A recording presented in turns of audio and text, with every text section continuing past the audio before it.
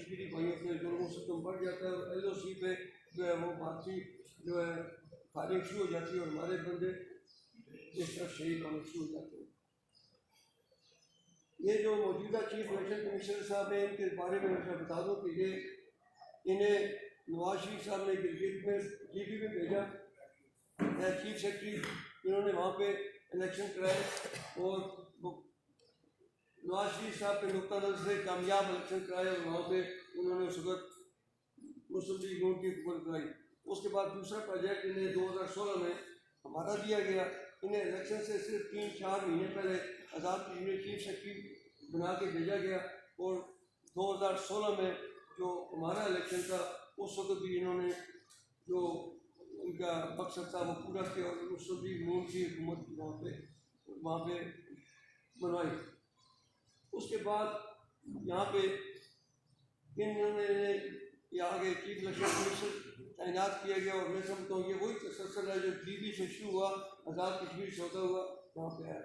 آج ہم یہ پرسوں سپریم اپنا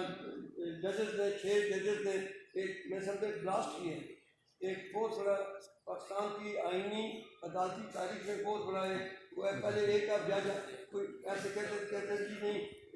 یہ ٹھیک نہیں ہے، اب تو آپ 6 کے 6 ججز کو نہیں کہہ سکتے۔ میں یہ آج کشمیری ہونے کے لیے وہ کشمیری ہم سب کشمیری بیٹھے ہیں جن کشمیریوں کا مستقبل پاکستان کے ساتھ وابستہ ہے۔ ہم کشمیری جو یہ چاہتے ہیں کہ پاکستان مضبوط ہو، میرے عمران خان کی طرح کہ جس طرح عمران خان نے اقوام متحدہ میں جا کے کشمیریوں کے سفیر کی حیثیت سے ایک بات کی تھی کہ میں کشمیری کا سفیر ہوں اور مودی کو للکارا تھا۔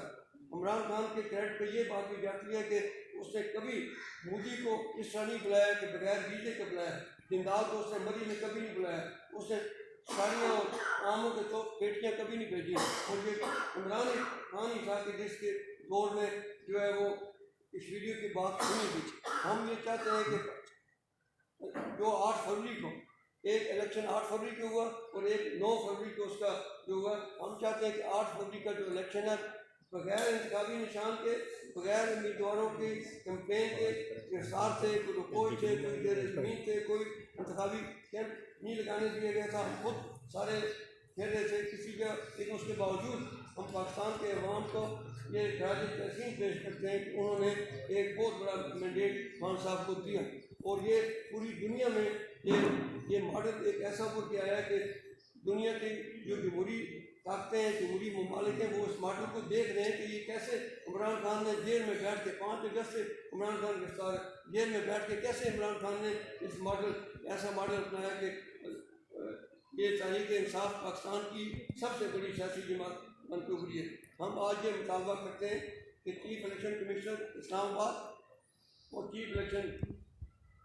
جسٹس اسلام آباد اور ہائی کورٹ اور چیف الیکشن کمشنر ان دو ہمیں کشمیری ہونے کی حیثیت سے، میں ایک وکیل بھی ہوں، اس حیثیت سے مطالبہ کرتے ہیں کہ آپ ان دونوں کا اس عہدے پہ برقرار رہنا جو ہے وہ پاکستان کے مفاد کو، ریاست پاکستان کے مفاد کو جہاں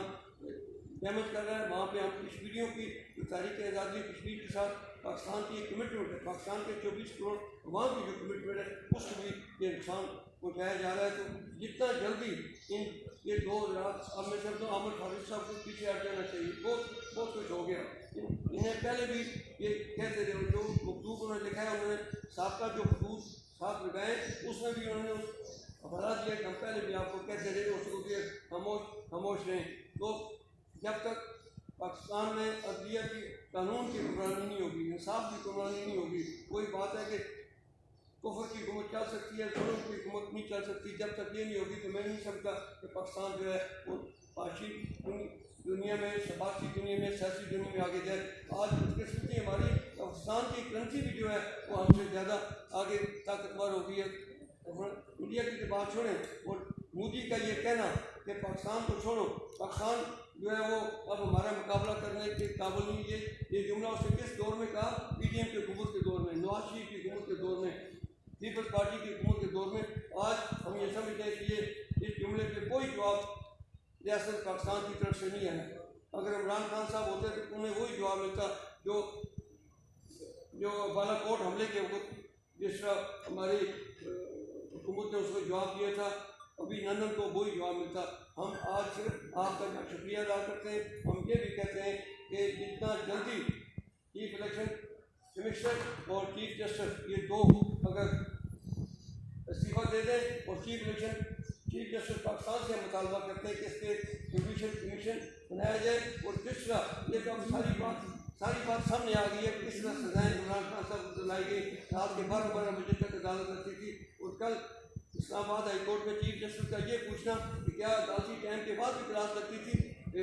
کورٹ کرتی تھی کہ یہ اس بات کا ثبوت ہے کہ وہ مینج فیصلے تھے. اور 3 دنوں میں ان کا مقصد یہ تھا کہ الیکشن سے پہلے عمران خان کو خلاف سنا کے یہ باور کرایا جائے ان کے ورکروں کو, ان کے کارکنوں کو, پاکستان کے عوام کو عمران خان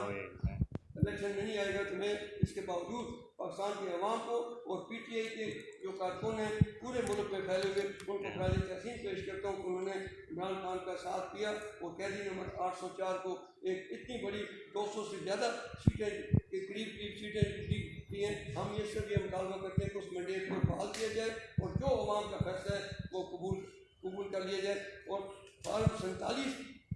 کے بنیاد پہ پھر ہر ایک لوگوں کو جو ہے وہ نہ لے دیں. اور یہ آخری بات میں کہہ کے یہ ایسا وقت آ گیا کہ جو انہوں نے فارم 47 کے جتوائے